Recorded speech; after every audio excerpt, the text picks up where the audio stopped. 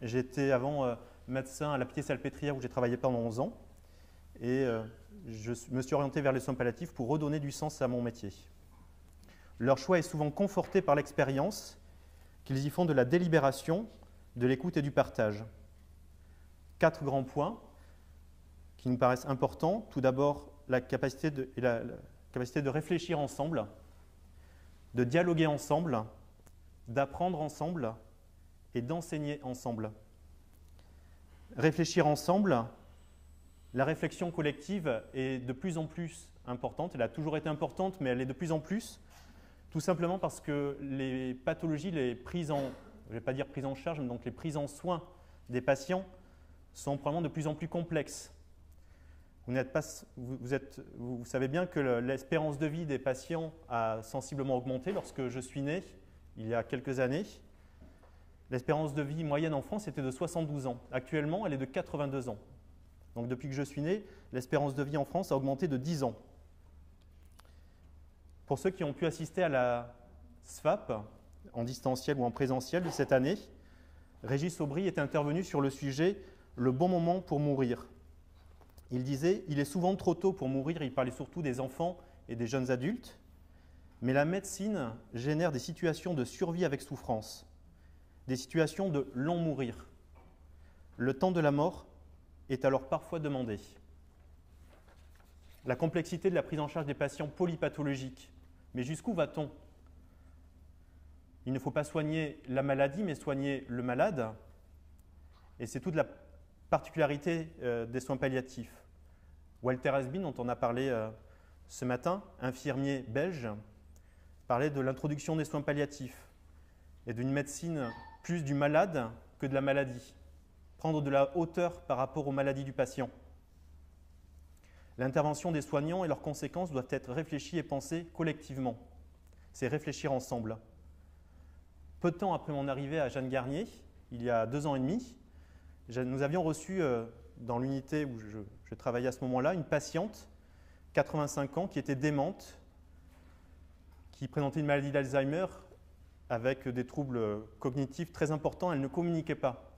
Elle venait de son domicile et elle ne paraissait pas être soulagée. En tout cas, elle grimaçait la plupart de la journée. Peut-être qu'elle était douloureuse, peut-être qu'elle était anxieuse, peut-être qu'elle avait perdu ses repères, on ne savait pas trop. Et je me suis dit, je connais ces pathologies, je connais la maladie d'Alzheimer, je connais la douleur, je connais l'anxiété, je vais pouvoir soigner cette patiente avec l'équipe. Et puis j'ai introduit des morphiniques, rien n'y changeait. J'ai introduit des anxiolytiques, rien n'y changeait. Et puis je suis parti en week-end. Et donc quand je suis revenu le lundi, on m'a dit gentiment, au fait, Laurent, tu sais, la patiente, elle va beaucoup mieux. Ah bon? Mais qu'est-ce que vous avez fait? Eh bien, on lui a donné un repère de son domicile. En fait, elle a un doudou. Et depuis qu'elle a son doudou, elle est toute apaisée, elle va bien mieux. Alors, je me suis dit, voilà, théoriquement, je sais soigner les maladies. Je sais soigner la maladie d'Alzheimer, la maladie de Parkinson, la douleur. Mais je n'étais pas bien placé pour seul traiter le patient. Seul, j'aurais probablement été néfaste dans ma prise en charge. Et la réflexion collective, l'entourage des soignants est une valeur fondamentale en soins palliatifs. Un autre exemple également de la complexité des prises en charge, c'est les soins palliatifs précoces. C'est marqué ici. Les soins palliatifs précoces sont des soins palliatifs qui sont de plus en plus développés, tout simplement parce qu'il a été prouvé scientifiquement par de nombreuses études que leur introduction précoce au cours de la vie d'un patient, en particulier dans les maladies incurables comme les cancers métastatiques, introduire précocement les soins palliatifs permettait d'améliorer la qualité de vie. Ça, c'est quelque chose qui est assez évident en médecine. Or, introduire les soins palliatifs précoces, c'est nous mettre dans une situation qui est plus compliquée, où nous devons plus discuter encore entre nous et aussi interagir avec les spécialistes de la pathologie en question, discuter avec les oncologues. Donc l'importance de la communication collective. Alors moi je vais vous emmener en service. Il est 16 h. Monsieur M est en phase préagonique. Il s'agite, ne parvient plus à s'exprimer. Sa fille nous appelle. L'inconfort est majeur et le médecin, présent dans la chambre, me demande de préparer de l'hypnovel pour soulager le patient. Lorsque je reviens dans la chambre avec le médicament prescrit, le médecin est toujours là, mais le fils vient d'arriver et manifeste son envie impérieuse de pouvoir échanger avec son père. Il nous dit « Mon père veut me dire quelque chose ». En dépit de cet inconfort majeur, à cet instant, je m'arrête, je consulte du regard le médecin, et nous savons chacun que nous devons prendre en compte ce qui se joue là.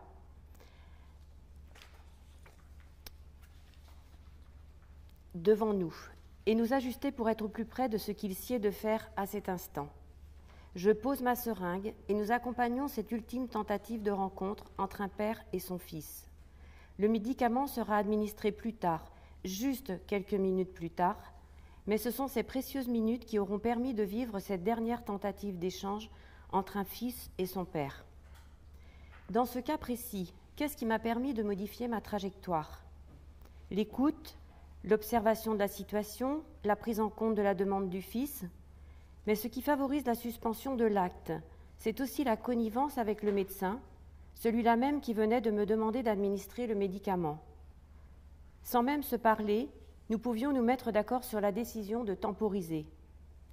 Cela peut exister de manière spontanée, mais ce qui renforce cet exercice rapide de va-et-vient entre la réflexion et l'action, c'est le fait de cultiver quotidiennement le partage des savoirs, des idées, des vécus. C'est le travail de construction en amont de l'action, dans les temps de transmission, d'études de situation, de formation, qui permettent d'établir des références, de construire un socle commun sur lequel s'appuyer au moment de l'action, de surcroît lorsque la situation est aiguë. Après réfléchir ensemble, le dialoguer, débattre et délibérer ensemble, les réunions de transmission, les discussions collégiales, c'est le quotidien des soins palliatifs. Cela peut nous paraître naturel, mais ça ne l'est pas partout. Venant de la Pitié-Salpêtrière, dans un service, il y a 11 ans, je me souviens très bien que lorsque j'arrivais le matin à 9h, j'allais directement dans le bureau médical, je demandais aux internes de se préparer, d'aller faire la visite, on prenait le chariot, on allait faire la visite. Pendant ce temps-là, les aides-soignants, les infirmiers prenaient leur petit déjeuner. De temps en temps, lorsque vraiment il y avait eu un événement aigu pendant la nuit, nous étions informés, mais sinon, nous ne l'étions pas. Nous n'avions pas ce temps de transmission qui est bicotidien dans l'établissement. On peut imaginer, de ce fait, la frustration du personnel, en particulier le personnel de nuit, l'aide-soignant qui restait à côté près d'un patient, qui a recueilli sa souffrance, une souffrance morale qui devait exister, dans un service où on voyait des pathologies graves. Chaque personne, chaque soignant, au sein d'une unité de soins palliatifs, a le même poids dans la discussion et qu'en étant seul, effectivement, nous ne pouvons pas avoir une idée précise de ce que représente la complexité d'un patient.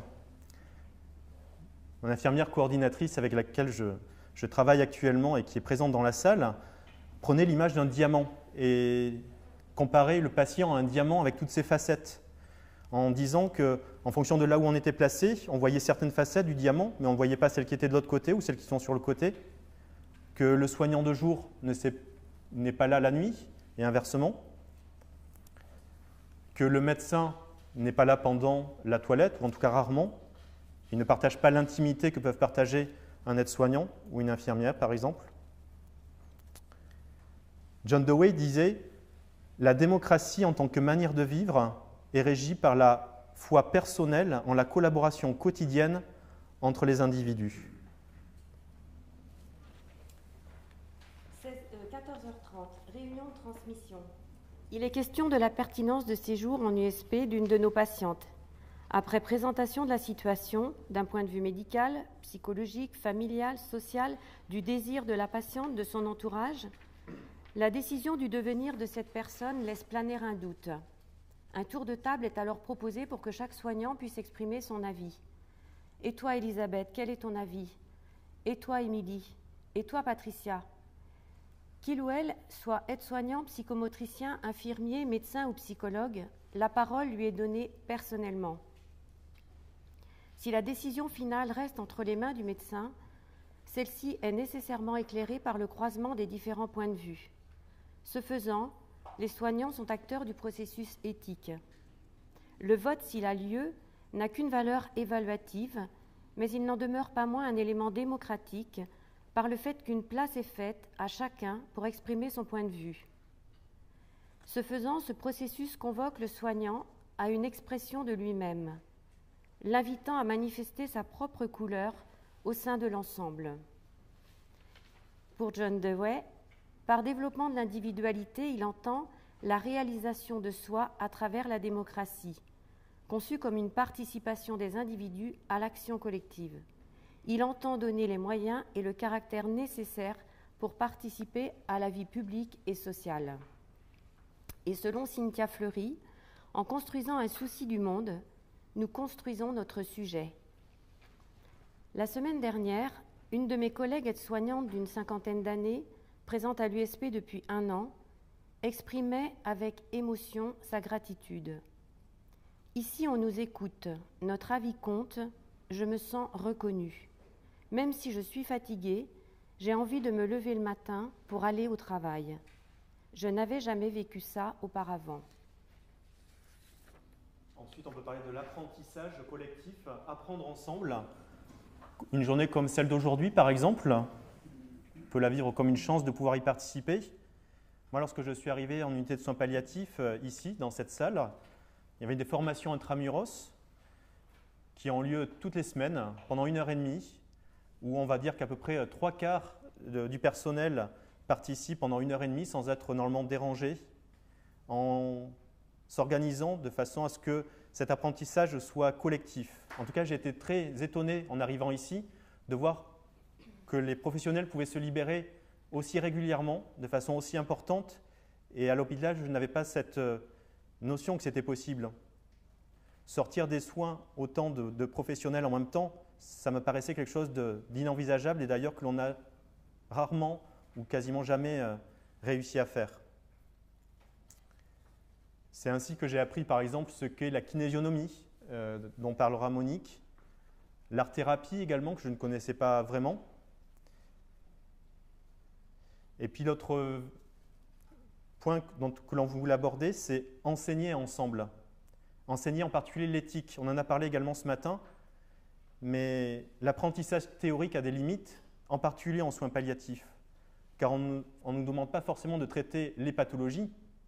En ayant un bon apprentissage théorique, on peut savoir soigner des pathologies, mais soigner un patient. Et c'est là où il faut prendre en compte toute la dimension psychologique, spirituelle, environnementale, familiale, et que cette dimension, on ne l'apprend pas forcément dans les livres. Je me souviens d'un étudiant en médecine, lorsque j'étais toujours à la Pitié-Salpêtrière, avec qui je faisais la visite le matin. Et on entre dans la chambre d'un patient cancéreux. Le patient, assez rapidement, on voit que le patient s'approche de la fin de vie. En tout cas, son état est considéré comme précaire et il est grimaçant. Il est tourné vers nous quand on rentre dans la chambre. Et l'étudiant, qui est un jeune étudiant qui est en 4e année de médecine, il entre avant moi, il s'approche avec bienveillance et lui dit « Ça va ?» Cette question, je ne vais pas la juger, peut-être que c'était une question que l'on pouvait poser, mais ce que je veux dire, c'est qu'en médecine, on nous apprend à voir le patient, à regarder le patient, à examiner le patient. On ne nous apprend pas forcément à écouter le patient.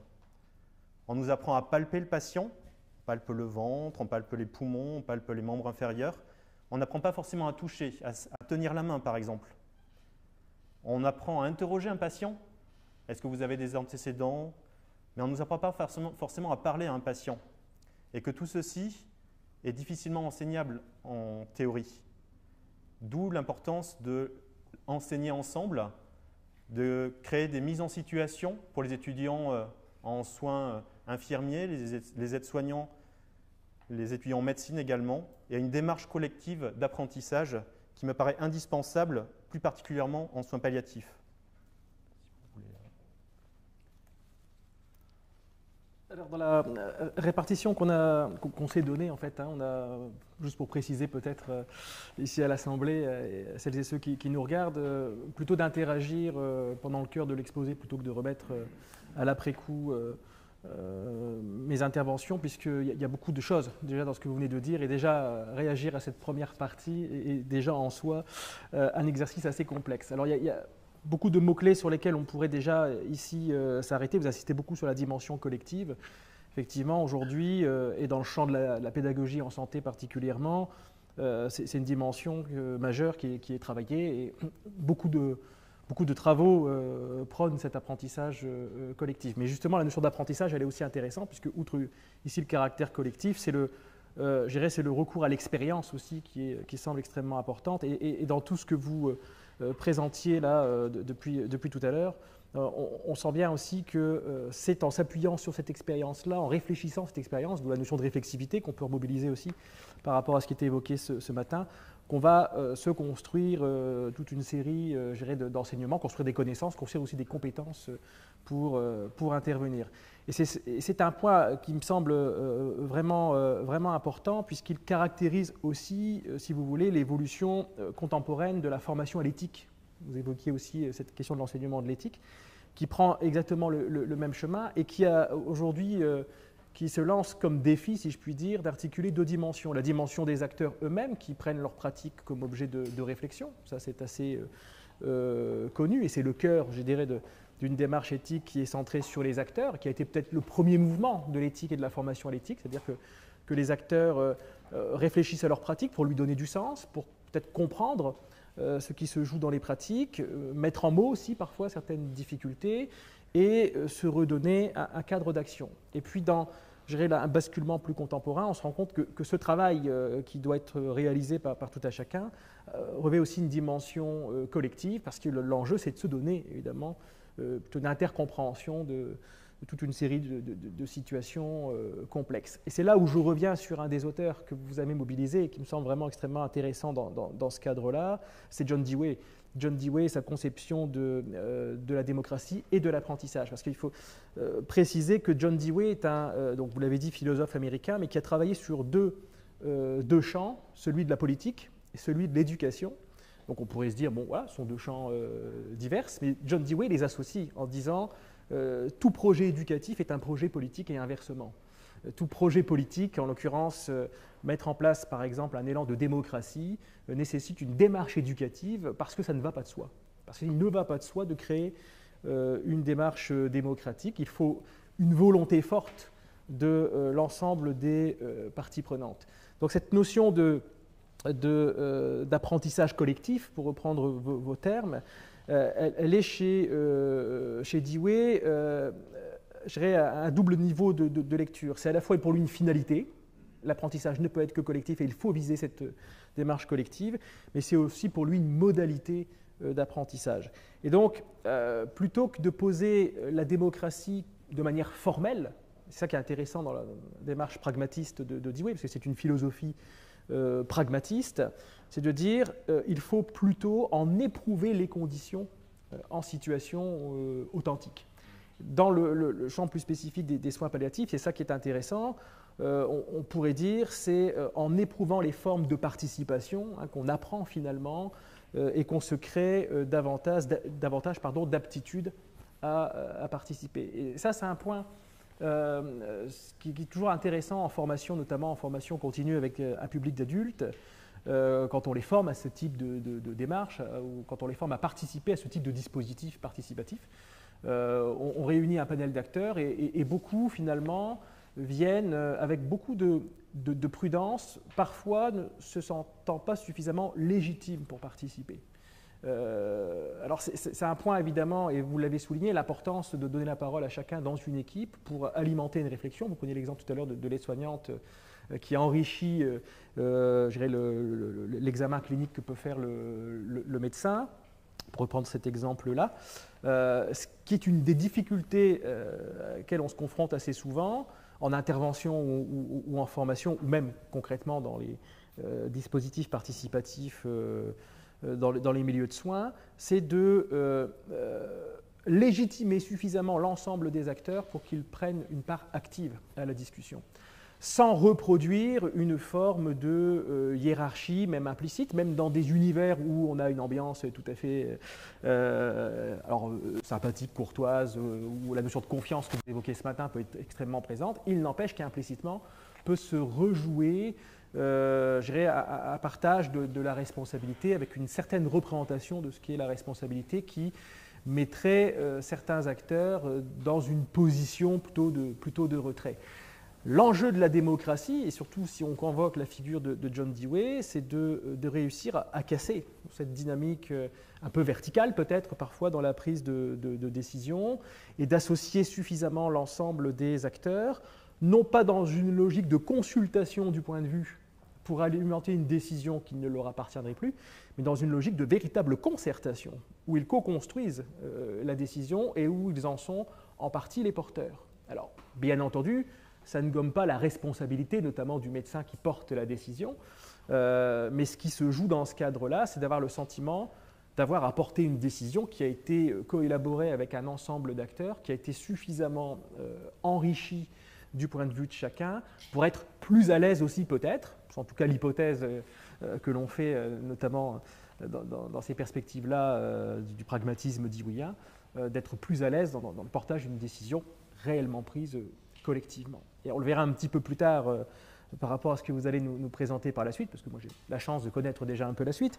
Il y a des enjeux aujourd'hui qui encore plus forts peut-être et qui radicalisent encore cette importance de la démocratie et de faire vivre la démocratie, avec les enjeux de démocratie en santé, de partenariat avec le patient, d'inclusion de plus en plus forte de l'usager, de ses proches. Et donc cette dynamique démocratique, qui est déjà pas simple à mettre en œuvre entre professionnels au sein d'une organisation, évidemment, est encore plus complexe sans doute à mettre en œuvre, et c'est un défi supplémentaire sans doute si on veut intégrer l'ensemble des acteurs prenants, le patient lui-même bien sûr, et ses proches. La deuxième partie, c'était justement ces moments de discussion, ces espaces de discussion restent fragiles, on en a parlé ce matin, et ils menacent à tout moment de disparaître. Tout d'abord, le temps des soignants, nous en avons parlé aussi ce matin, il est probablement de plus en plus compté.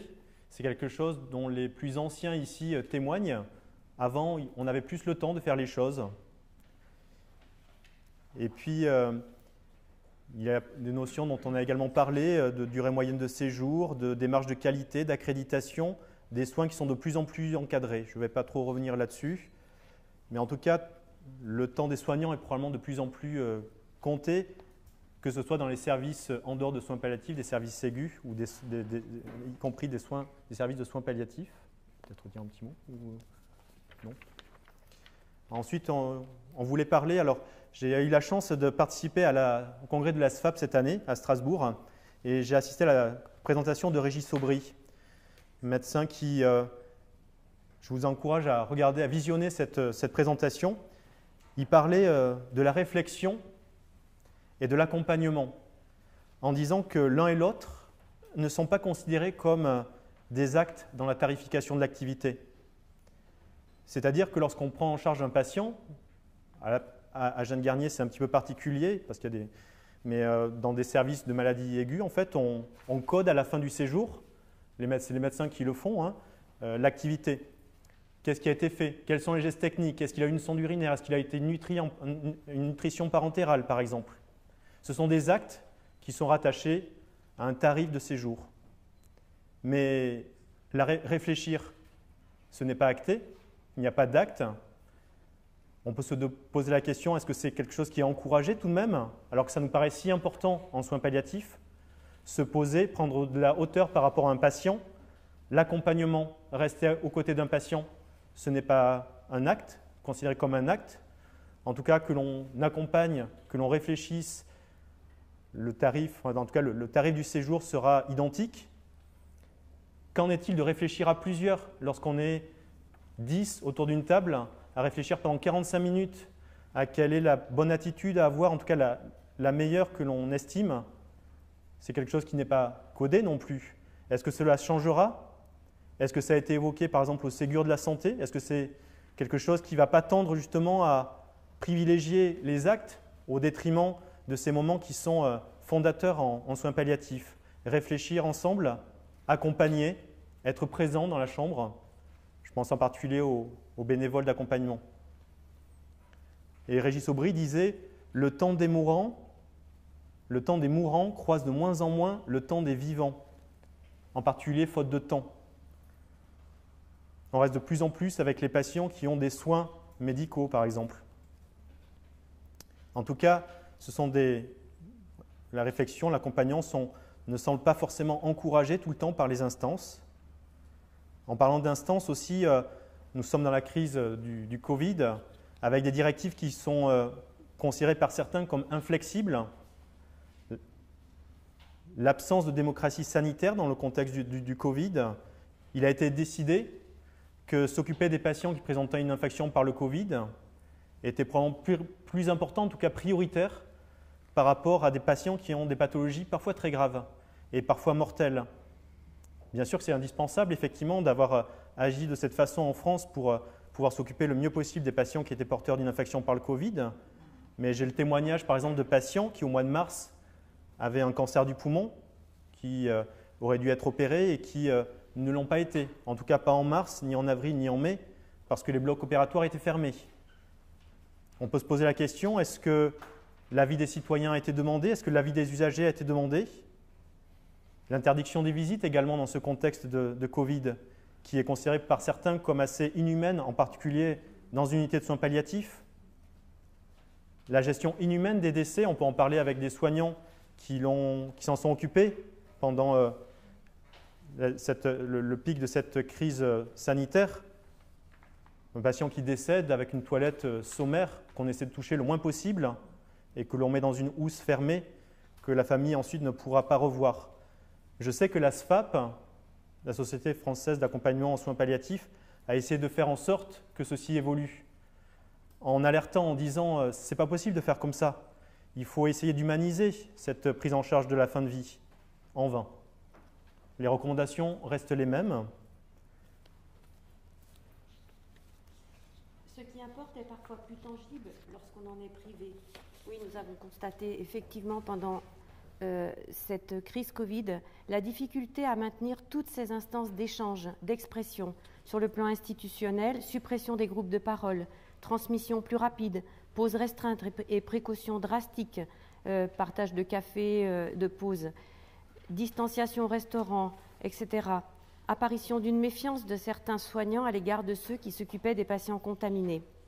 Et puis du côté des patients, comment élargir la connaissance d'un patient lorsque les proches sont empêchés de contribuer à notre prise en charge du fait de l'interdiction des visites? Comment donner la possibilité à une famille de dire adieu à son proche par téléphone au moment de sa mort? Oui, c'est lorsque nous en sommes privés que nous mesurons sa valeur, la valeur des choses. Je pourrais parler, dans les valeurs qui sont nôtres à Jeanne Garnier, nous accompagnons notre défunt au sortir de sa chambre, le visage découvert, jusqu'à la porte qui le conduit au funérarium. Choix étonnant, gênant pour certains, choix délibéré. C'est lorsqu'il a fallu adopter cette mesure sanitaire interdisant cette pratique que j'ai pris la mesure de sa valeur. Et la troisième dernier point que nous voulions aborder, c'est qu'est-ce qui en soins palliatifs plus qu'ailleurs soutient la possibilité de faire sur le lieu du travail l'expérience de la citoyenneté et de la co-construction d'un monde commun. Tout d'abord, c'est l'écoute, le partage, la délibération collective, on vient d'en parler, les transmissions, les discussions collégiales, les formations comme aujourd'hui, les formations intramuros. Chacun s'exprime, donne son avis, toujours dans le calme en général, même si parfois on n'est pas d'accord. C'est un modèle de démocratie, nous sommes tous citoyens et nous nous exprimons. Ensuite, les valeurs prônées en soins palliatifs, qui se rapprochent finalement de la liberté, de l'égalité, de la fraternité. La liberté, on en a parlé ce matin avec Isabelle, Andrea, un patient qui a refusé qu'on lui donne des traitements, il a cette liberté. Il a la liberté de demander par exemple de retourner à domicile. Il a la liberté de prévoir un petit peu le futur, de rédiger des directives anticipées, de participer à l'élaboration des projets de soins qui impactent sa vie. L'égalité, tous les patients qui sont pris en charge en soins palliatifs, et c'est une chance, sont pris en charge de la même façon. C'est une prise en soin qui est globale, qui est identique pour chaque patient. Et c'est surtout vrai pour les patients qui ont été isolés, les patients qui n'ont pas de prise en charge sociale. Ces patients-là qui parfois ne peuvent pas accéder à certains centres de soins ou à certains examens, par exemple. Il y a une inégalité dans beaucoup de structures que nous n'avons pas, nous ne rencontrons pas cette inégalité. Y compris dans le projet d'établissement, un groupe s'est attaché à travailler sur l'accueil des patients qui ont des conditions de vie précaires, l'accueil des patients exclus au sein de l'établissement. Comment recevoir des patients pris en charge par le SAMU social, par le petit frère des pauvres, des migrants. Régis Aubry disait « La société survalorise la jeunesse, l'action et la performance ». C'est-à-dire qu'il faut être jeune, actif, performant, produire du travail pour être dans la norme. Mais en fait, la médecine, ce qu'elle génère, c'est l'opposé. C'est-à-dire des patients qui sont souvent beaucoup plus âgés qu'avant, des patients qui souvent sont handicapés, polypathologiques, qui sont isolés et qui ne produisent pas de travail. Donc c'est un peu antagoniste. La société voudrait que les gens soient comme ça et la médecine génère des situations qui sont très différentes. Il y a une création d'une norme sociale et beaucoup de patients qui entrent chez nous ne sont pas dans cette norme. C'est un petit peu une mort sociale pour ces patients-là. Et ils sont des millions à être comme ça. Ne serait-ce qu'être malade, c'est un critère, entre guillemets, d'exclusion de la société. Et c'est peut-être vrai, tout ça, cette prise en charge qui est identique, plus particulièrement en soins palliatifs. Et je voulais parler de la fraternité également. J'illustrerai mes propos avec le travail formidable, en tout cas le travail ou l'aide formidable de l'équipe de bénévoles, les bénévoles d'accompagnement, qui représentent la société. Ils donnent d'eux pour venir voir les patients, pour poser leur regard sur les patients. Ces patients-là qui ont été exclus quelques semaines avant, qui étaient parfois seuls, qui n'étaient pas intégrés forcément dans la société, des patients qui n'avaient pas de domicile. Et les bénévoles, par leur présence, leur permettre d'être considérés, peut-être depuis longtemps en tout cas, d'être considérés comme étant participants à la société.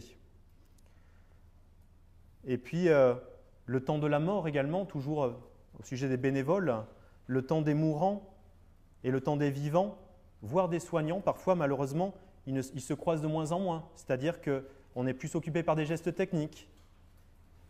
Or, il faut croiser, il faut pouvoir être en présence des patients qui vont mourir. Et je suis très touché quand je vois des bénévoles d'accompagnement être dans la chambre d'un patient qui va mourir, qu'il communique ou qu'il ne communique pas, la présence silencieuse. En 2020, être présent silencieusement dans une chambre, à l'heure où tout sonne, vibre, clignote, et je trouve que c'est quelque chose d'assez, je dirais, assez émouvant, voilà, de pouvoir donner ce temps-là. La mort, c'est quelque chose qui peut être exclu de la société parce que finalement, la mort est un peu cachée dans la société. Les patients, ils meurent à l'hôpital, ils meurent dans les EHPAD, mais finalement, la société ne suit pas trop.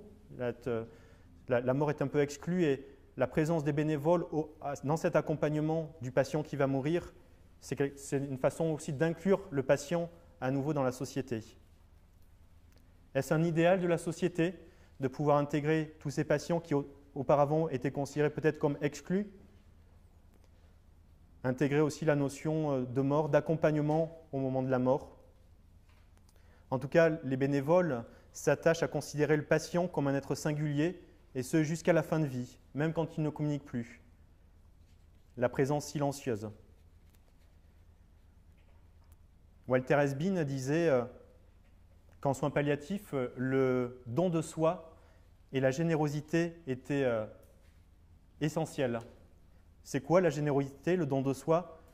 C'est faire un petit peu plus que ce qui est nécessaire.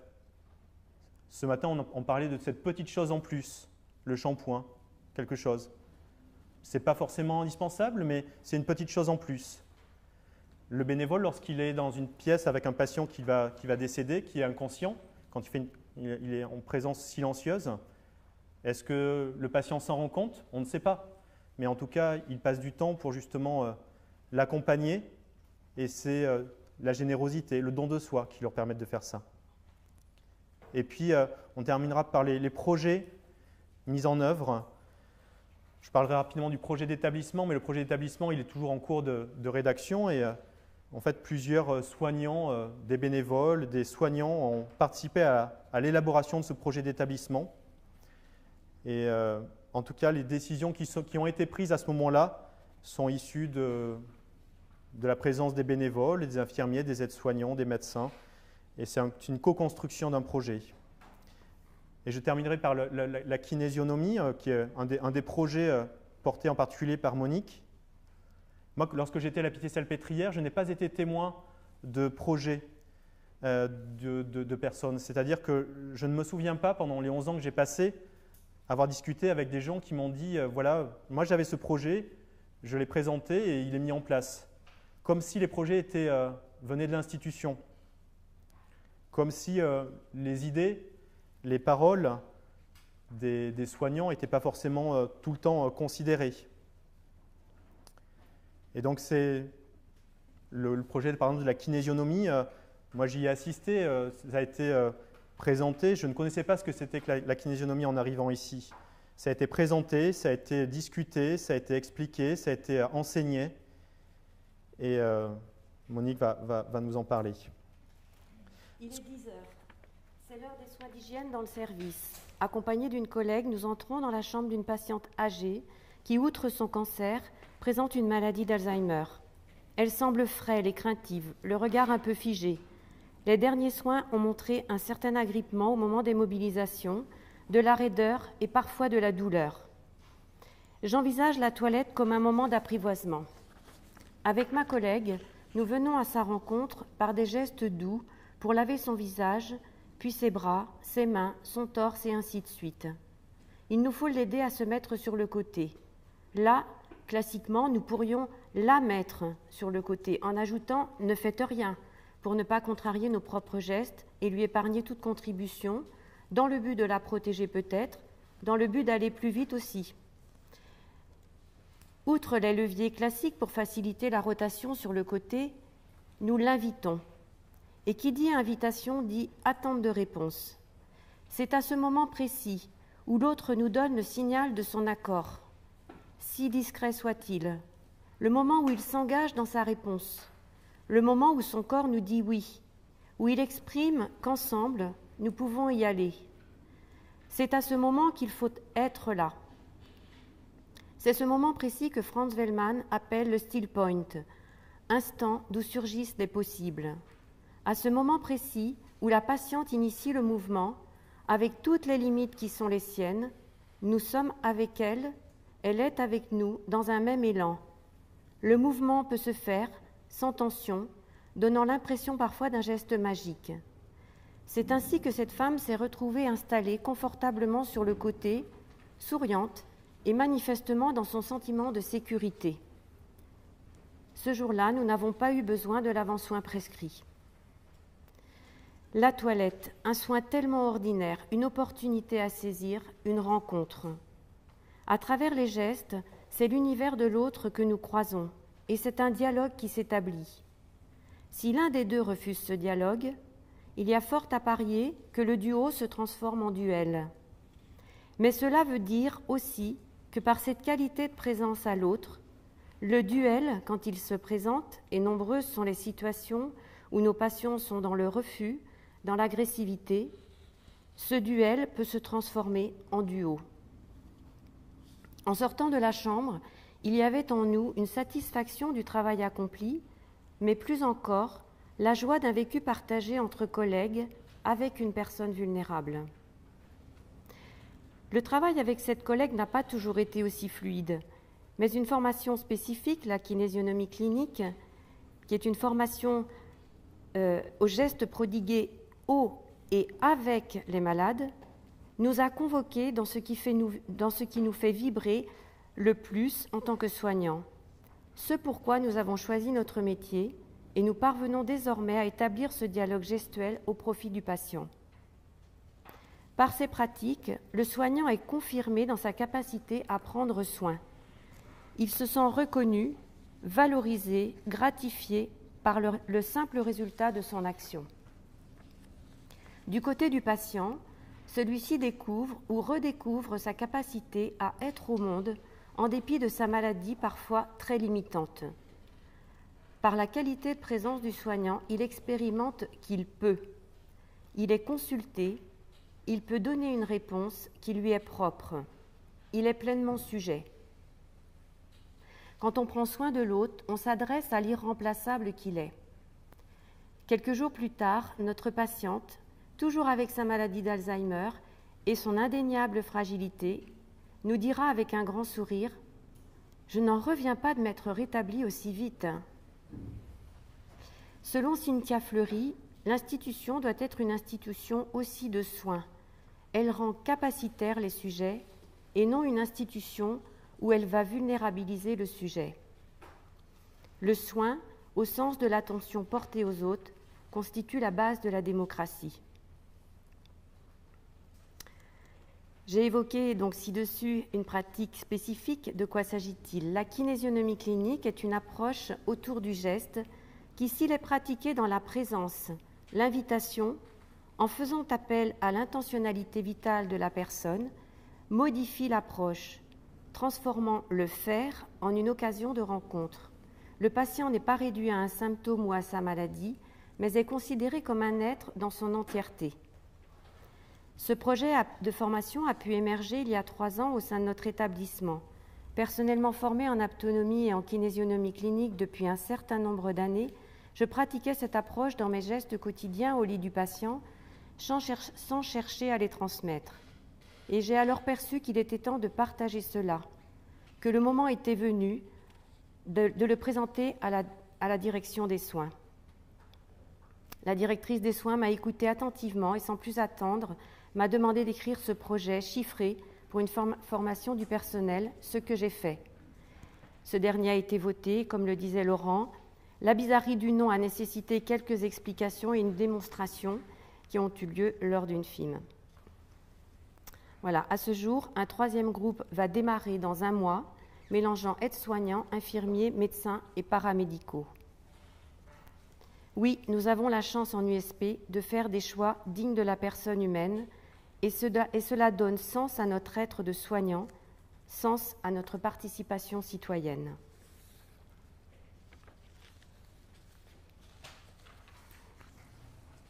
Alors là encore, on peut faire des choix sans doute pour réagir à tout ce que vous nous avez présenté et proposé là, à réfléchir. Je dirais, moi, je me recentrerai bien sur l'objet même de l'atelier et donc le rapport à la citoyenneté, la dimension politique. Et donc, dans le début de votre intervention, vous mettiez l'accent sur quelque chose qui me semble assez essentiel ici de rappeler et que je synthétiserai à travers la notion de projet. C'est-à-dire qu'une telle entreprise, c'est-à-dire de créer une démarche suffisamment participative qui intègre le plus grand nombre, dont l'usager lui-même et ses proches, est un projet évidemment des acteurs que vous êtes, mais aussi des acteurs qu'ils sont, ces bénéficiaires du soin. C'est un projet nécessairement organisationnel, vous l'avez évoqué, vous évoquiez notamment le travail autour du projet d'établissement et la co-construction de ce projet. Et ça, c'est assez démonstratif, me semble-t-il, de ce que doit être une bonne dynamique de travail dans ce cadre-là, c'est de co-élaborer un projet à partir duquel on pourra développer un certain nombre de pratiques. Et puis, il y a une dimension qui me semble assez essentielle à évoquer ici et qui, je dirais, évoqué dans le titre même de l'atelier, c'est la dimension sociale, politique, citoyenne. C'est-à-dire qu'une des difficultés majeures que l'on rencontre aujourd'hui dans le champ de la santé, vous aviez pris l'exemple de la crise sanitaire, on pourra y revenir, c'est parfois l'absence de prise en compte ou de positionnement, on pourrait dire, du problème dans la sphère sociale. Aujourd'hui, et j'ai en tête la toute dernière version du manuel de soins palliatifs fraîchement sorti de presse, qui met l'accent dans son orientation sur cette idée d'apprentissage social de la fin de vie, pour justement insister sur le fait qu'en plus de tout ce que vous évoquez, c'est-à-dire des compétences, des nouveaux dispositifs expérimentaux qui nourrissent le collectif, ce qui se joue aussi et qui est un travail pour lequel il y a encore sans doute beaucoup à faire, c'est la dimension sociale et politique, c'est-à-dire de poser la question de ce que ça veut dire accompagner en soins palliatifs, accompagner en fin de vie, le statut même peut-être de la fin de vie dans nos sociétés, de le poser au niveau social et de considérer que ce n'est pas une pratique exclusivement clinique, même si évidemment la médecine est venue à grand renfort de l'accompagnement de la fin de vie et du développement des soins palliatifs, bien évidemment, mais c'est une dimension aussi sociale, politique, comme elle peut être aussi anthropologique, spirituelle. On a déjà évoqué ces questions depuis ce matin. Cette dimension sociale, elle doit se travailler, elle ne va pas de soi. De la même manière qu'on nous dit aujourd'hui, on parlait d'injonction ce matin, mais on pourrait dire, on nous dit souvent aujourd'hui, le patient, l'usager doit être un partenaire, doit être acteur. Bon, ça ne va pas de soi, il y a toute une série de situations pour lesquelles il faut l'accompagner aussi. Il faut parler de la dimension capacitaire, voilà, il faut le capaciter, il faut le rendre capable aussi de participer à des discussions qui le concernent, mais qui ne sont pas toujours extrêmement simples pour la personne elle-même. Donc voilà, poser la question à un niveau social, c'est créer des cadres, peut-être à l'intérieur, mais aussi en dehors des murs des établissements de santé, pour poser ce débat-là. Alors il y a des choses, bien sûr des initiatives qui se font en termes de grands débats sur questions de fin de vie notamment, mais on voit bien en santé que dans certains épisodes, on pourrait dire type la crise liée à la Covid-19, on a une espèce de tentation, de réflexe, j'ai presque envie de dire, un peu technocratique qui reprend le dessus. Là, on l'a vu dans la régulation de la crise, je dirais, les autorités, et il est bien évident que je prends la précaution de dire que je ne stigmatise personne en le formulant comme ça. Comme on n'a pas encore suffisamment de recul pour faire, évidemment, le bilan et l'évaluation de tout ça, mais c'est intéressant d'observer malgré tout une dynamique qui s'est mise en place, c'est-à-dire au niveau de l'exécutif, de constituer directement un comité scientifique qui définit des orientations. Au niveau de l'éthique, ça a conduit à convoquer le CCNE pour qu'il donne un certain nombre de recommandations qui descendent au niveau des ARS, puis des espaces régionaux d'éthique, et puis qui ont été distribuées au niveau des établissements. Donc on voit bien la logique dans une période de ce type-là de régulation que j'appelle ici technocratique au sens d'une toute-puissance de l'expertise, évidemment. Alors, avec la complexité qu'il y a aussi toute une partie de la population qui a aussi envie de ça. Donc, il n'y a pas deux blocs, d'un côté des experts, de l'autre une société qui serait homogène et qui aurait une vision tout à fait claire sur ces questions-là. Il y a aussi, je pense, beaucoup d'ambivalence chez chacun d'entre nous, parfois, entre ce désir de participer, ce désir de co-construire des réponses aux problèmes qui se présentent à nous, et puis aussi une forme d'assurance et de besoin aussi d'être accompagné parfois par des cadres peut-être plus technocratiques qui ont des modes de régulation qui peuvent avoir tendance parfois aussi à rassurer. Donc tout ça pour dire que, vous voyez, c'est un objet qui me semble moi extrêmement complexe, qui ne va pas de soi de mettre en œuvre une démarche réellement démocratique et participative. C'est de l'ordre de la visée, on pourrait dire, et je reprends ce terme-là parce qu'il avait été évoqué ce matin, et tout ça évidemment en termes d'éthique politique, éthique sociale, ça nous renvoie à la visée éthique de Paul Ricoeur, qui parle bien de viser de la vie bonne pour autrui dans des institutions justes, institutions qui sont en partie à construire et à reconstruire pour apporter des réponses à des problèmes qui sont extrêmement complexes, on le disait, et j'allais dire qui nécessitent aussi un travail, je dirais, éducatif et le développement d'une véritable culture des acteurs à rentrer dans ces cadres-là. Parce qu'il n'est pas forcément évident qu'on ait été, je dirais, formaté, que ce soit dans le champ de la santé ou que ce soit même plus largement au niveau de l'éducation au sens large du terme, à être des acteurs participatifs de débats de ce type-là. Et c'est un enjeu majeur. Et que vous convoquiez Dewey, évidemment, ne résiste pas à la tentation pour avoir travaillé sur cette hauteur de le remobiliser ici. C'est bien ce qu'il nous dit finalement quand il évoque la question de la démocratie. Il nous dit que c'est à la fois une finalité mais aussi une modalité d'action. C'est les deux. C'est les deux, et c'est en pratiquant et en éprouvant la difficulté même de faire ce travail-là, qu'on peut essayer d'atteindre une visée de démocratie. Alors évidemment, quand on le formule comme ça, on entrevoit toutes les difficultés, les limites propres à chacune des situations, qui ne se prêtent pas toujours très spontanément à cet exercice-là. Donc ça, c'est un point qui me semblait important de rappeler, donc cette dimension sociale et cette dimension plutôt de l'apprentissage social à développer des pratiques démocratiques. Et puis, un autre point peut-être autour, je disais, de la notion de projet, et pour citer un auteur auquel on fait beaucoup référence à Lille en éthique médicale, qui s'appelle Marc Mascal, qui est un philosophe belge qui a beaucoup travaillé, qui travaille beaucoup sur les questions de philosophie du droit, philosophie politique.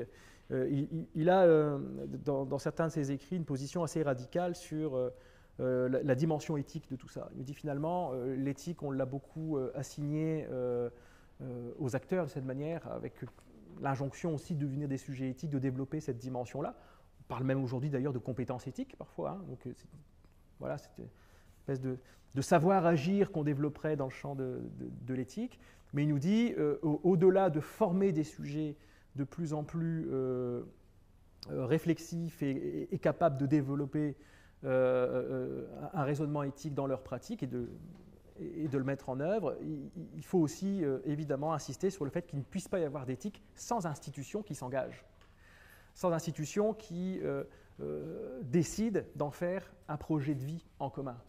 Et ça, c'est évidemment une question cruciale et c'est une grande problématique. Et évidemment, il n'y a pas de réponse très, très évidente à ça, mais je crois que tout ce que vous évoquiez peut être contributif du développement de ce projet-là, mais évidemment, ça nécessite aussi d'être évidemment relayé. Et dans d'autres champs, type champ de l'ergonomie, on parle à cet égard d'environnement capacitant. Donc, si on en a une vision large, on pourrait dire environnement même social qui va s'engager à créer les conditions pour que l'ensemble des acteurs puissent prendre une part active, puissent s'autonomiser finalement dans ce type d'espace pour être non seulement les acteurs, mais aussi les auteurs finalement de leur propre vie en commun.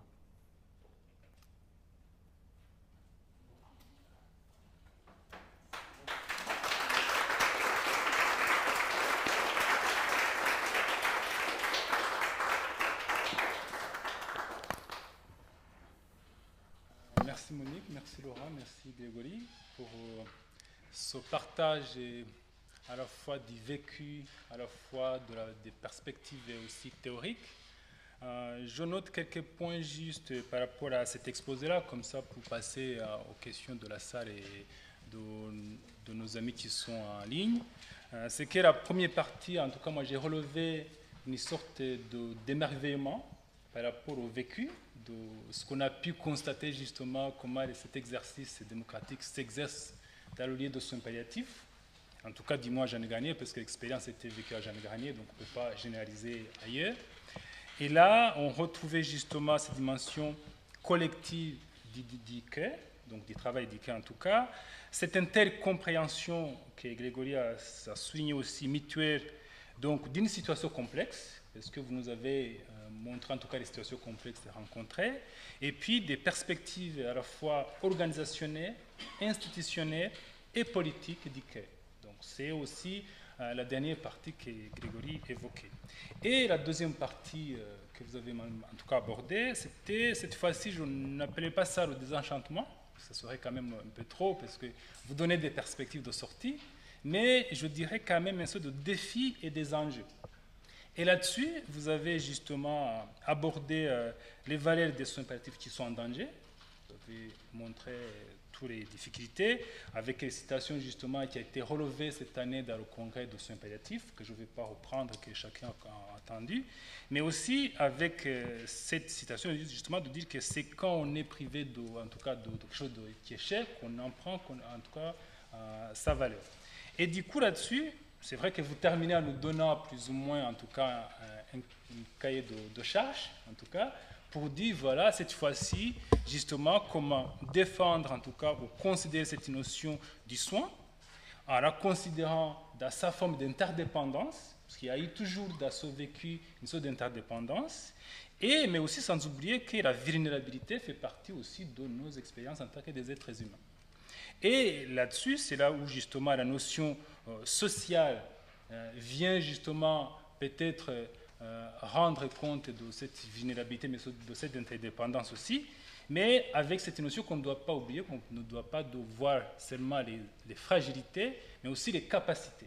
Donc cette notion de capacité qui venait d'être évoquée, tout cela permet, c'est pour ça que je ne disais que je ne dirais pas que c'est le désenchantement, mais au contraire que c'est être justement sensible ou être en tout cas au clair de la réalité, de ne pas rester dans l'idéal, mais non plus de ne pas tomber dans la dépression, mais de dire on a des valeurs ou bien on a des sources internes et aussi collectives qui nous permettent de relever ces défis que vous avez montrés.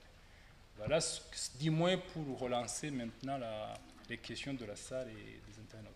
Et je vous remercie encore pour votre exposé. Je vais prendre 2 questions de la salle et puis Nicolas va relayer les questions de l'internaute.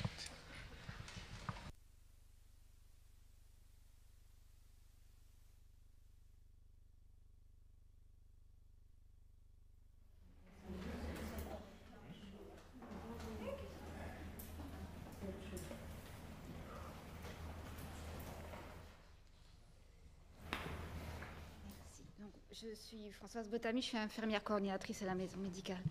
Je voudrais vous demander juste de préciser votre pensée par rapport à la différence que vous faisiez entre co-construction et consultation. Parce que ça me paraît être un point...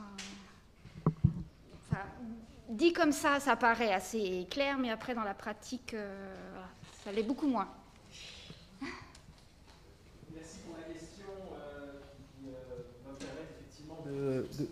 De préciser un point sur lequel je suis passé sans doute trop vite, c'est je dirais l'évolution aussi des modes de délibération que je voulais ici pointer, et le passage rendu nécessaire quand on pose l'enjeu en termes de démocratie. Parce que finalement, c'est ça à la base de la discussion, et c'était ça un peu, je dirais, la commande au niveau de l'atelier.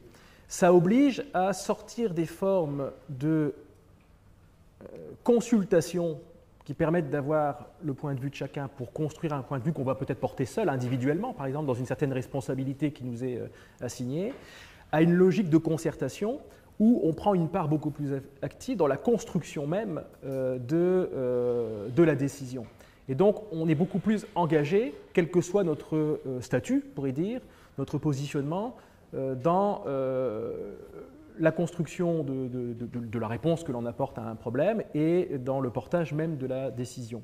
Mais c'est la différence et l'évolution majeure que l'on observe notamment dans tout ce champ-là, dans tous les travaux et dans l'exigence de la démocratie qui nous oblige à quitter certaines formes. D'ailleurs, ça se traduit en santé comment?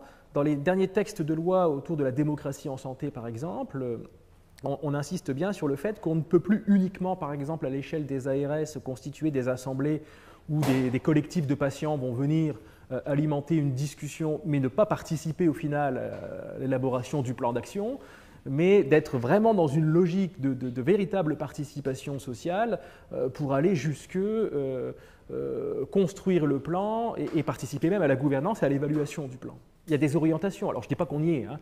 Je dis que ce sont des orientations qui sont en tout cas données et qui traduisent ce mouvement dans tout ce champ-là. Alors vous retrouvez des auteurs toujours un peu dans ce courant du pragmatisme type Dorff et Sabel qui parlent même d'expérimentalisme démocratique.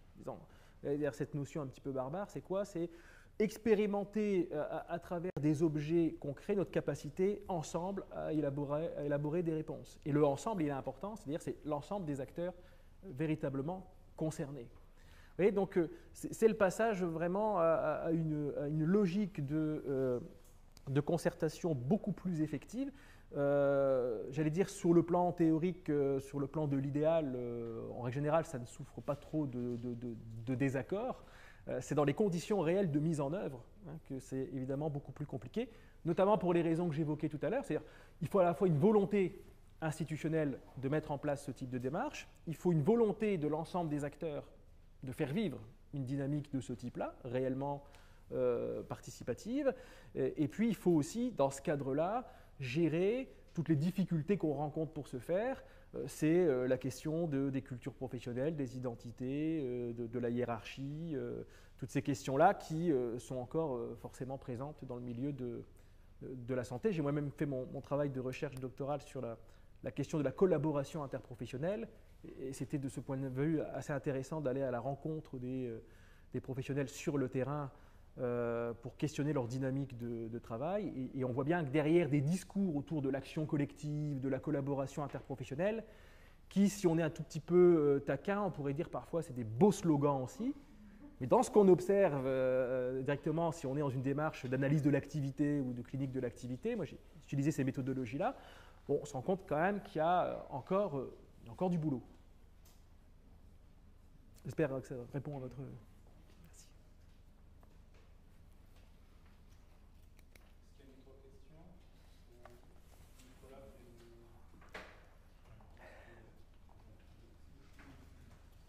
oui, il y a des personnes qui témoignaient du fait d'avoir travaillé en soins palliatifs pendant des années et puis de revenir dans des services classiques, sanitaires, médico-sociaux, et de faire l'expérience de la difficulté à retourner dans des environnements de travail soignants où l'expérience démocratique ou l'expérience de la collégialité était beaucoup moins présente. En tout cas, cette expérience-là était extrêmement difficile, et la question donc sous-jacente, qui est celle que vous vous posez, celle qu'on se pose en équipe mobile de soins palliatifs, que Grégory se pose dans le cadre de ses missions, c'est comment propager, diffuser une culture de la délibération, une culture de l'éthique dans d'autres milieux, dans d'autres institutions de soins. Voilà, je ne sais pas si ça ouvre une question. Est-ce que ça ouvre des commentaires de votre part, ou est-ce que Oui, c'est vrai que moi qui viens de l'hôpital, en fait, je me rends compte à quel point, en étant en tout cas dans l'hôpital où je travaillais, les soins que l'on apporte et la réflexion que l'on porte autour du patient est différente par rapport à avant. Et je dirais que les difficultés que j'ai rencontrées moi, lorsque j'étais à l'hôpital, c'est justement cette notion que l'on doit traiter surtout les pathologies, et que malheureusement on ne prend pas forcément assez de recul individuellement et collectivement par rapport à une situation. Que je pense que ça dépend beaucoup aussi des établissements. Je ne parle pas du tout pour tous les services, je dirais que ça dépend beaucoup de comment fonctionnent les services, quelle est la dynamique du service, que ce soit paramédical, médical. Mais en tout cas, j'ai trouvé que la prise en charge globale des patients était très différente. Et que je pense que c'est quand même une des sources de souffrance et de mal-être de pas mal de soignants actuellement, d'où tout ce qui a été discuté aussi au Ségur de la santé. Je pense que c'est quelque chose qui est assez évident. Je dirais que la façon dont on voit la situation, dans la façon dont on prend soin du patient en soins palliatifs, ça devrait être quelque chose de généralisé. En fait, on se rend compte que ce n'est pas possible, mais il me paraît assez évident qu'en tout cas que cette notion de collectivité, d'apprentissage collectif, de discussion doit être plus intégrée. Comment les intégrer? Je trouve que ce n'est pas simple. Peut-être que je peux vous demander. Comme j'aimerais avoir la réponse. Je venais la chercher ici pour tout vous dire, mais vous me renvoyez la balle.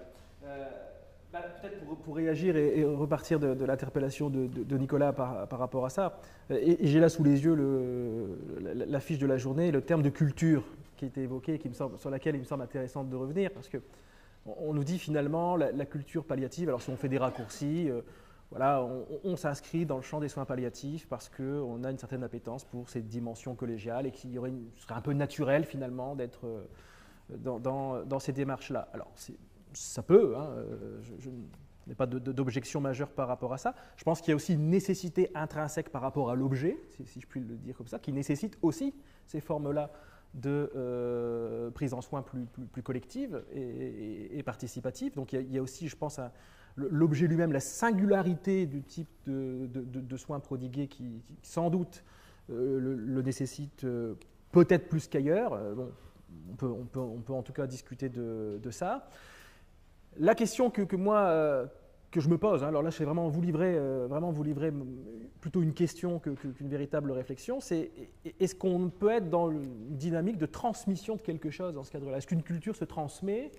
Moi je suis assez à l'aise dans mon travail en mobilisant Dewey. Pourquoi? Puisque lui il va plutôt balayer ça en disant ça se construit.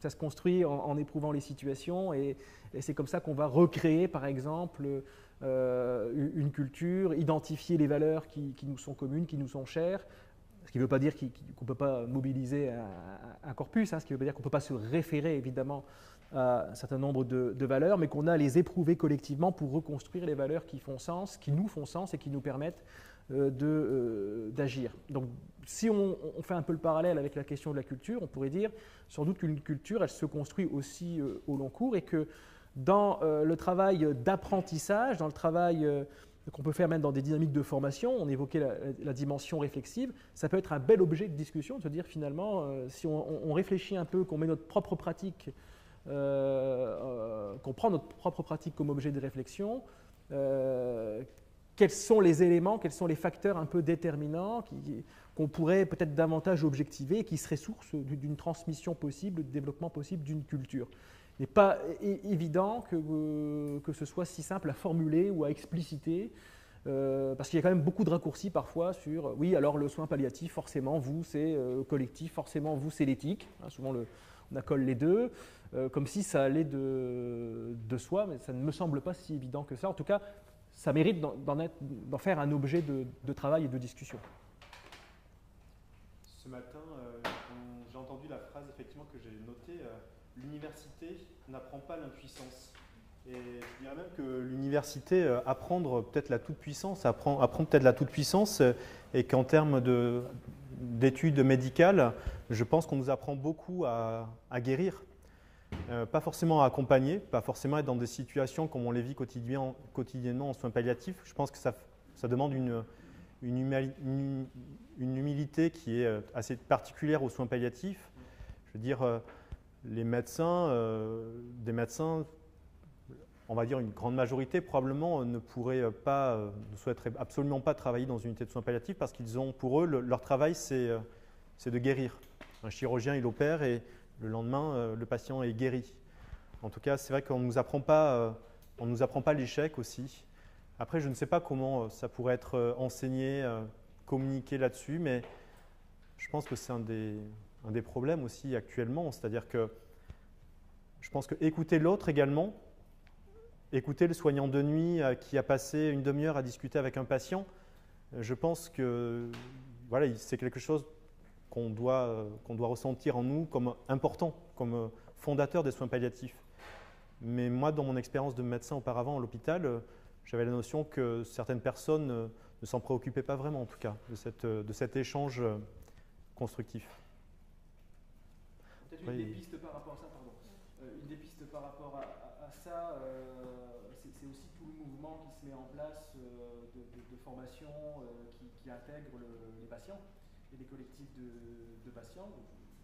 Je ne mesure pas précisément dans le champ des soins palliatifs ce qui est fait en la matière, mais dans d'autres secteurs, en tout cas, il y a des choses quand même assez significatives qui se mettent en place et qui semblent, en tout cas, d'après les quelques premières évaluations, qui semblent attester d'une dynamique pédagogique assez différente quand, notamment, l'étudiant futur professionnel se confronte dès le départ de sa formation à des patients qui vont évidemment lui renvoyer des choses assez différentes du cursus formel d'enseignement. Donc ça fait partie des pistes actuellement travaillées en pédagogie de la santé. Ce ne sont pas les seules évidemment, mais ça fait partie des expérimentations pour rendre peut-être plus sensible et développer une forme de sensibilité plus forte et d'attention à l'autre. Finalement, ce qui se joue, c'est une forme de clinique de l'attention à développer dans le cadre du cursus en santé. Et donc, on essaye de trouver des méthodologies pour y parvenir. Oui, il y a le cursus en santé, puis il y a la formation, parce que les unités de soins palliatifs ont pour mission de prendre en charge des patients à pathologies complexes, des situations complexes, mais aussi de transmettre la culture palliative et aussi de faire de la recherche. Et c'est vrai que, très modestement, en transmettant par des formations à des soignants qui viennent de d'autres endroits, on distille quelque chose. Donc, bon, bien sûr, hein, il y a un gap entre peut-être ce qu'on peut vivre ici et puis ce qu'eux peuvent mettre en place. On le sent, c'est palpable. Mais bon, ce qui est dit, ce qui est donné, ce qui est partagé peut faire écho. Et voilà, moi je suis assez optimiste et je me dis que on ne va pas tout changer d'un coup, mais qu'il y a des choses qui peuvent naître comme ça. Est-ce qu'il y aurait une autre question dans la salle, une réflexion? Sinon, Nicolas, est-ce qu'il y a des réactions? Voilà, donc je vous donne la parole. Oui, sur le rôle politique et social des soins palliatifs, c'est une question qui revient beaucoup là sur le chat, et sur la question de finalement quel est le rôle politique des soins palliatifs par rapport à cette diffusion d'une culture de la délibération et de la fin de vie, et toute la place des usagers dans le processus délibératif. Moi, il me semble, en réécoutant le documentaire, là, donc Parole de pionnier, que l'intuition des soins palliatifs, en travaillant avec les bénévoles, avec les associations de bénévoles d'accompagnement, était justement de rapatrier la société civile au cœur de la médecine et du soin, et qu'ils apportent un regard extérieur sur la cité, et qu'ils effectuent aussi une forme de contrôle, en tout cas c'est ce que j'ai compris, hein, du soin. Qu'est-ce que vous pouvez nous dire peut-être de la coopération avec les bénévoles et de ce rapport à la société civile? Et l'autre chose, c'est sur la place des patients dans la délibération. En écoutant Monique, qui nous parle de la kinésionomie, je me dis, on en parlait ce matin de coopération entre le patient et le soignant pour atteindre un objectif commun, que finalement la place de l'usager dans le processus décisionnel, il est dans la relation de soins, quelque part.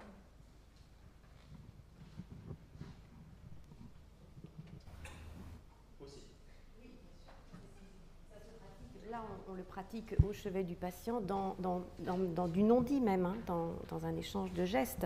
Et là, le dialogue se fait. Moi, j'aime beaucoup parler du dialogue avec le patient, même s'il n'est pas en capacité de s'exprimer.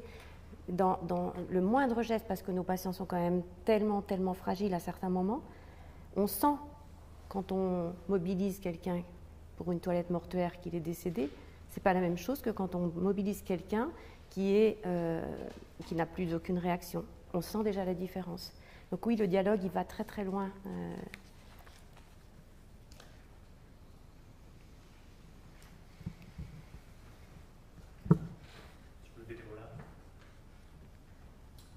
C'est vrai que les bénévoles se présentent effectivement comme représentant la société extérieure, et je pense que c'est quelque chose qui est important, d'autant que, comme on le disait, là, comme Régis Aubry le disait, l'accompagnement par exemple de la fin de vie, hein, ça demande du temps, qu'on n'a pas forcément tout le temps ce temps. Malheureusement, à certains moments, on peut manquer de temps justement pour accompagner comme on le souhaiterait, et que l'apport des bénévoles, justement, dans ce genre de situation, permettent de croiser, d'avoir leur regard sur une situation, la présence de la société. Ces patients qui souvent ont pu être exclus en quelque sorte de la société pendant les semaines ou les mois qui ont précédé leur admission à Jeanne Garnier, enfin en unité de soins palliatifs.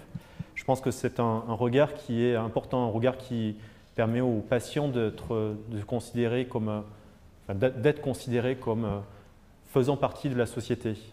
Et je pense que c'est quelque chose de probablement plus important que ce qu'il n'y paraît. En tout cas, ça me paraît vraiment important, cet apport justement des bénévoles, hein, dans les soins palliatifs.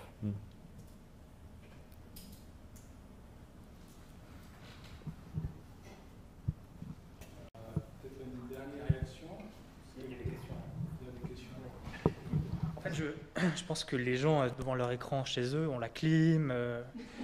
Du coup, ils ont le cerveau qui fonctionne. Donc, ils posent plein de questions, contrairement à nous, qui avons un peu chaud, ce dont on ne se rend pas forcément compte à l'écran, je pense. Donc, pour revenir sur la crise sanitaire, peut-être, et sur la question de la démocratie, Frédéric Guérimant, qui n'est pas là aujourd'hui, est bien là sur le chat, et nous dit, finalement, ce que la crise sanitaire a révélé, c'est vraiment la prise en main donc, des décisions par des instances nationales ou régionales, Et il dit en quoi le modèle de la démocratie en santé peut-il tenir dans un tel contexte de crise sanitaire. Et il dit les solutions les plus adaptées sont venues de la créativité et des initiatives des soignants et non des instances supérieures.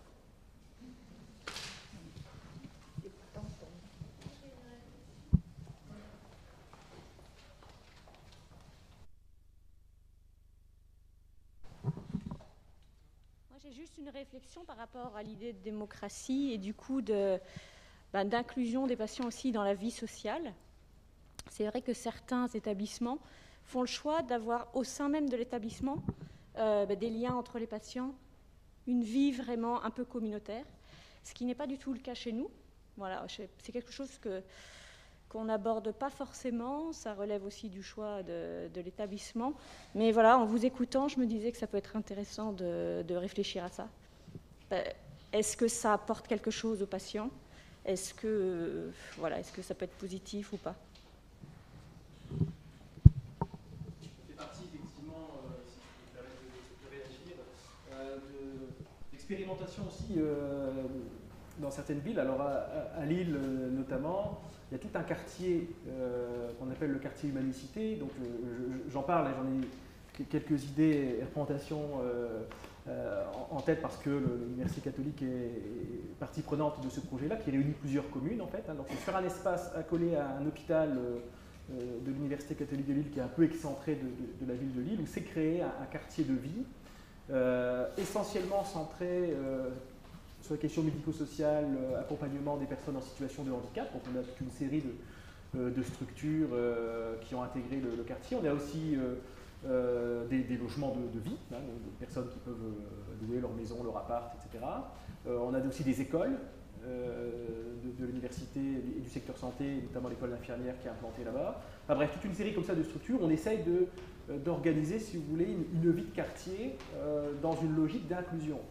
Mais évidemment, si on se contentait, entre guillemets, de créer cet espace et d'y mettre un certain nombre de personnes, ça n'aurait pas beaucoup d'effet, sans doute, sur l'idée même de démocratie, de faire vivre un idéal démocratique. Donc, l'idée, c'est d'associer à la démarche de gouvernance de la vie du quartier les représentants de ces différentes institutions et donc des usagers eux-mêmes. Donc, qui participent, si vous voulez, à des instances de vie du quartier. Alors ça prend plusieurs formes. Des fois c'est la formule du forum ouvert sur des questions. Alors on discute de tout hein, dans ce cadre-là, de la collecte des déchets jusque de l'idée de planter des arbres, etc. On discute de plein de choses, mais on essaye de faire vivre une dynamique comme ça beaucoup plus participative dans cet idéal démocratique. Alors voilà, je cite juste l'exemple. À ce stade-là, je me garderais bien d'en tirer des conclusions, puisqu'il y a aussi des équipes de recherche de l'université qui travaillent pour essayer d'évaluer l'impact de ce type de dynamique. Il y a beaucoup de choses, j'ai pris cet exemple-là parce que c'est celui que je connais, mais il y a évidemment beaucoup de choses par ailleurs qui se mettent en place dans cet esprit-là. Juste pour rebondir là sur ce que disait Frédéric, là, sur la créativité des soignants pendant cette crise sanitaire, elle est à souligner. Tout était fait pour essayer de rendre la situation un petit peu plus supportable que ce qu'il était décidé de faire, rendre le décès, l'accompagnement en fin de vie moins insupportable, pouvoir continuer à rencontrer le patient malgré les tenues que nous avions, continuer à pouvoir toucher le patient, continuer à pouvoir maintenir un lien avec la famille, contacter spontanément la famille, c'est des choses qui ont été probablement appréciées dans les unités Covid. Permettre l'utilisation de tablettes, par exemple, pour communiquer avec les familles. Il y a eu des choses comme ça qui se sont créées. Quand je pense à la créativité, il y a aussi la créativité des bénévoles pendant cette période. Même s'ils étaient absents, en tout cas, ils nous ont aidés de façon assez admirable en créant du matériel, tout simplement. C'est vrai que c'est quelque chose qui nous a été, qui a été vraiment très précieux. Et je ne pense pas que tous les établissements aient eu cette chance et que même si la situation a été particulièrement difficile comme ailleurs, elle a été probablement rendue moins difficile grâce à toute la créativité à la fois des soignants et des bénévoles.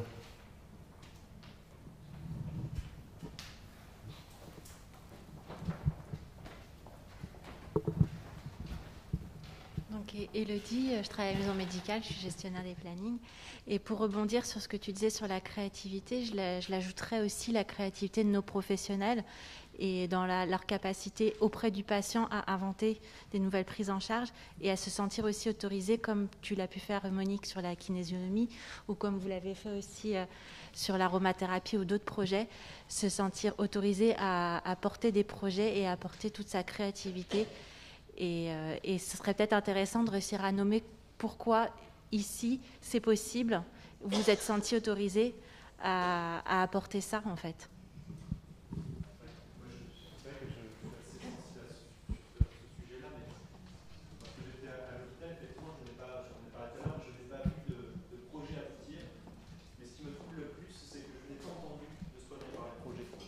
C'est-à-dire que comme si l'institution générait des projets et que finalement les soignants n'avaient pas forcément ni le temps ni l'envie forcément de générer des projets, car c'est vrai que ça prend du temps, c'est beaucoup de temps en dehors de l'hôpital aussi à préparer, à mettre en place ce projet, mais je pense que c'est un des problèmes de la mise en place de ces projets. Hein, peut-être cette notion aussi, je pense que quand même la démocratie s'exerce dans un espace, dans un lieu, on appelle quand même de l'institution et de la légitimité, comment on légitime les acteurs, et aussi cette façon qui peut être un ressenti qu'on peut justement avoir si on est autorisé à faire quelque chose. Et parfois c'est implicite, ce n'est même pas explicite. Donc, et tous ces éléments-là, je pense que ça concourt en tout cas à l'émergence ou pas de la créativité, de l'initiative, et même je pense que les burn-out qui peuvent être ressentis des fois, c'est aussi peut-être lié à ce manque, ou bien au fait de ne pas pouvoir s'exprimer. On a parlé de la réalisation de soi à travers l'action collective. Comment une institution permet la réalisation de soi à travers une action collective, sachant que cette action collective, on doit définir un objectif commun, mais 200 personnes peuvent avoir un objectif commun. C'est aussi comment on arrive à co-construire cet objectif commun ou à participer à un objectif de l'un pour aussi que lui participe à l'objectif de l'autre. Donc je pense que c'est vraiment quelque chose un peu de complexe qui interagit à plusieurs dimensions. Voilà. C'est une réaction que je peux justement apporter à cet questionnement de dire pourquoi ici ça apparaît ou ça n'apparaît pas, d'un moment à d'un autre, tout dépend. Voilà, je pense qu'il est temps de clore cette première partie. On va prendre 10 minutes pour se réfléchir un peu et aller à la salle. On n'a pas pu mettre les ventilateurs parce qu'avec Covid, on ne peut pas mettre les ventilateurs, sinon on aurait dit chercher ça. Donc on va ouvrir, sortir pendant 10 minutes et s'aérer un tout petit peu et reprendre la deuxième partie.